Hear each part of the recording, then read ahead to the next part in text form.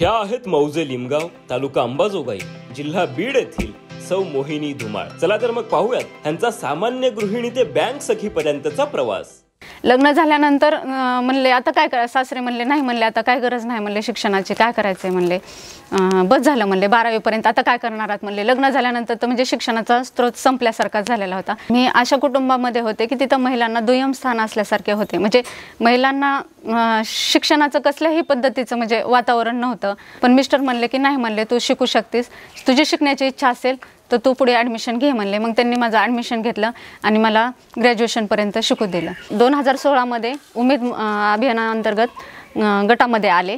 त्या अगोदर एक सर्वसाधारण महिला होते। शिक्षण माझं ग्रॅज्युएशन झालेलं असलं तरी बी शिक्षणाचा आणि माझा कोसदूर अंतर म्हणजे कसलाही संबंध नसल्यासारखा होता। मी घरात फक्त चूल आणि मूल हेच करत होते। असं करत असताना मला BC सखी म्हणून ज्यावेळेस मी फॉर्म भरला आणि सरांनी सांगितलं की तुम्ही BC सखीसाठी काम करा म्हणून, मी BC सखीसाठी RCTला 6 दिवसाचा कोर्स केला, IIBFची एक्झाम दिली। नंतर मग BC सखीचं ट्रेनिंग घेऊन आले। पण पुढे करायचं काय, आता BC पॉईंट कुठं घ्यायचा, कसा असतो, काय आहे ह्याच्याविषयी मला काही म्हणजे ज्ञान नव्हतं। पण सरांनी सांगितलं, तसेच कराड सरांनी आमच्या तालुक्याच्या सरांनी म्हणले की नाही, म्हणले तुम्ही बँकेत जाऊन अर्ज द्या, प्रस्ताव टाकून तरी बघा। ज्यावेळेस मी ग्रामीण बँक आमची गावातली दत्तक बँक आहे त्या बँकेला भेटायला गेले तर ते म्हणले की अगोदरच तुम्हाला तिथं गावात BC पॉईंट असल्यामुळे तुम्हाला नवीन दुसरा BC पॉईंट देऊ शकत नाही, तुम्ही दुसरी तुमच्या गावाला जवळच बँक आहे बँक ऑफ बडोदाशी तुम्ही काम करू शकतात का। बँकेचे मॅनेजर साहेब म्हणले तुम्ही बँक सखी म्हणून काम कसं करतात आधी ते बघा, नंतर गटांना कर्ज वाटप करून बघा, महिलांशी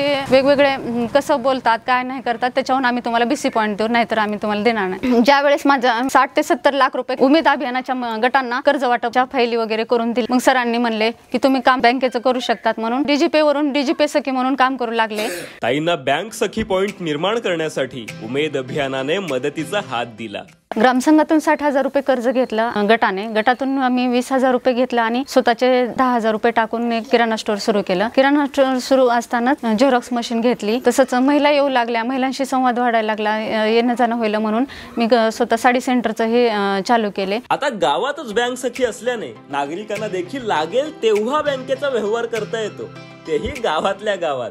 कधी रात्री 10-11 वाजो काही इमर्जन्सी असला ह्या BC पॉईंटमुळे पैसे अगदी 1 मिनिटात मिळतात। ह्या BC पॉईंटचा आम्हाला खूप अशी सोय झालेली आहे। आमच्या गावात वाहनाची सोय नाही, आम्ही तंड्यावरून जरी चलत आलो तरी इथं आम्हाला कोणत्याही टायमाला पैसे भेटतात। जे एखाद्या घरी एखादा वयस्कर असेल, अगर एखाद्या आजारी असेल, त्यांना येण्यापर्यंत त्यांच्यापर्यंत पोहोचणं होत नव्हतं, तर मी स्वतः घरी जाऊन रात्रीच्या 10 पर्यंत बी मी जाऊन त्यांना सेवा देत आहे। महिलांना म्हणजे चालती फिरते एक बँक तयार निर्माण झाली। उमेद अभियानातून माझी आर्थिक प्रगती झाली असे ताई अभिमानाने सांगतात।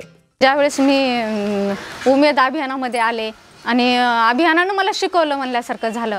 मी अगोदर शिक्षण झालं पण ते फक्त पुस्तकी होतं, मला पुस्तकी शिक्षण म्हणजे तिथले तिथं शिकलेले होते, पण अभियानात शिकले हे खरं म्हणजे जे शिक्षण असते काय शिक्षण म्हणायचं हे उमेद अभियानानं मला शिकवलं। आणि मी गटाच्या माध्यमातून ह्याच्यात जे आज मी बोलायलेले आहे सर्व श्रेय माझं म्हणजे उमेद अभियानालाच आहे।